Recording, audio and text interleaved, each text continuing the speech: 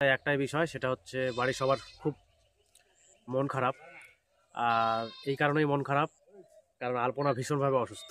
আমাদের যেগুলো অসুখ আছে আর কি, সেগুলো অতটা সেরকম সমস্যা আর কি না বেশি। তার মানে জ্বর সর্দি এগুলো তো কমন ব্যাপার, কিন্তু ওর যে ইউএসজি রিপোর্ট করিয়েছিলাম, সেই রিপোর্টটাতে তো তোমাদের এসছিল হচ্ছে ওর গল ব্লাডারে স্টোন। সেটা ঠিক আছে। আর পরে আবার আমরা ব্লাড টেস্ট করিয়েছিলাম। ওই ডাক্তারই লিখে দিয়েছিল, কিন্তু তখন হয়নি। হ্যাঁ তুমি বললে না যে রক্তের রিপোর্টটা পরে আসবে? হ্যাঁ, তার মানে ওই একসঙ্গে সেই দিনই করেছিলাম। তোমাদের তো বলেছিলাম যে ব্লাড রিপোর্ট আমরা করিয়েছি, ডাক্তার লিখে দিয়েছিলেন ডক্টর সঞ্জয় দত্ত। তো ব্লাডের রিপোর্টটাও খুব খারাপ এসছে, খুবই খারাপ, বেশিরভাগই খারাপ এসছে। তার মানে ব্লাডের মেন রিপোর্ট সেটা হচ্ছে লিভার গ্রেড 1 ফ্যাটি। আর যেটা এসছে সেটা হচ্ছে জন্ডিস এসছে, যেহেতু ওর অনেকে বলছে আর কি, ডাক্তারও বলছেন যে ওর যেহেতু স্টোন আছে সেই জন্য জন্ডিস দেখাচ্ছে, হালকা জন্ডিস।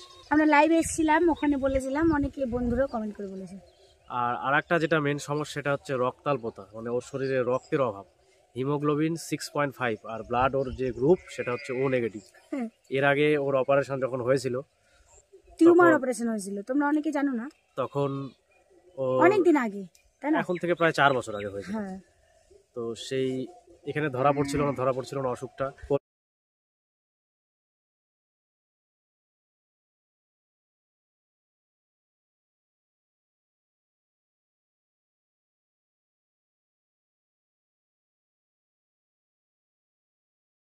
কলকাতাতে এনআরএসে গিয়ে ওই মানে ধরা পড়েছিল যে ওর নিউরোফাইব্রোমা হয়েছিল।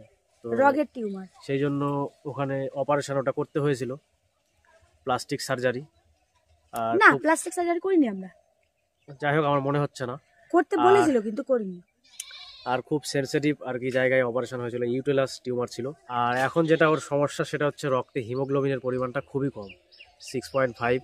আমরা ডাক্তারবাবুকে বললাম, ডাক্তারবাবু বললো যে অত ঘাবড়ানোর কিছু না, শারীরিক সমস্যার জন্য অনেক সময় রক্ত কমে যায় শরীরে ঠিকঠাক খাওয়া দাওয়া, ঠিকঠাক ফল খেতে হবে, মানে যেগুলো যেগুলো ফল খেতে বলেছে, যেমন বেদানা খুব করে খেতে বলেছে, আর খেতে বলেছে হচ্ছে বিট, আর সেই সঙ্গে খেতে বলেছে মোচা, থোড়, কলা, মানে ফল বেশি বেশি করে খেতে বলেছে।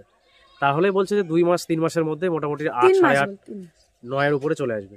আর কিছু ওষুধ দিয়েছে, সেগুলো ওষুধ চলছে ওর।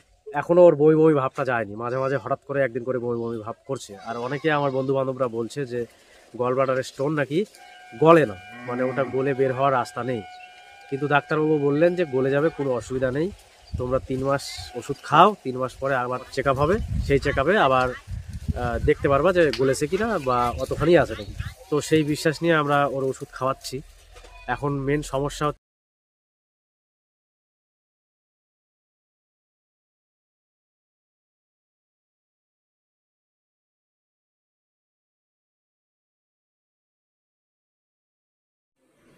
এখনও যেন বিশ্বাস হচ্ছে না যে আলপনা আর আমাদের মাঝে নেই, তাই না?